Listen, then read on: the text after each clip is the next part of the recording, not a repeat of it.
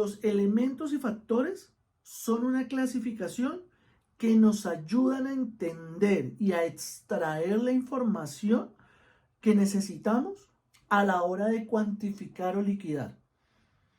Primero, los elementos que son.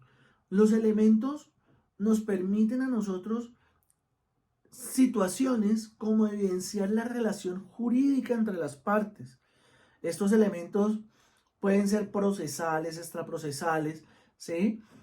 Y ustedes, por supuesto, tienen que hacer un listado de esos elementos que requiero para poder llegar a la cuantificación. ¿Por qué? Porque además también nos van a permitir determinar el proceso matemático que vamos a ejecutar.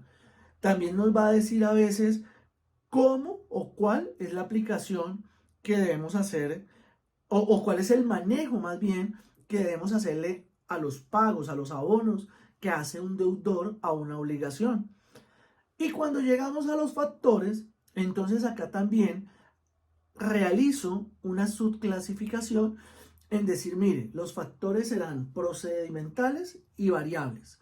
¿Listo? Muy fácil. Entonces, los procedimentales serán las fórmulas propiamente dichas para cada uno de los casos.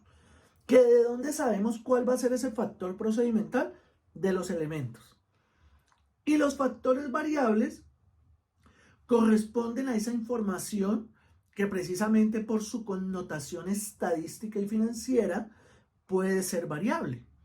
Ejemplo, el capital, la tasa de interés, los extremos temporales, el valor del IPC, los abonos propiamente dichos y las fechas. ¿Sí ven? Pero, ¿de dónde es que saco esto? Vuelvo y repito, de los elementos. Elementos que cuáles van a ser entonces. La demanda, un acta de conciliación, la contestación de la demanda, la sentencia, sentencia de primera instancia, sentencia de segunda instancia. Todo este tipo de elementos son los que nos permiten obtener los factores. Por esa razón es que se realiza esta clasificación y esto me permite conservar el enfoque del libro Liquidación de crédito, elementos y factores.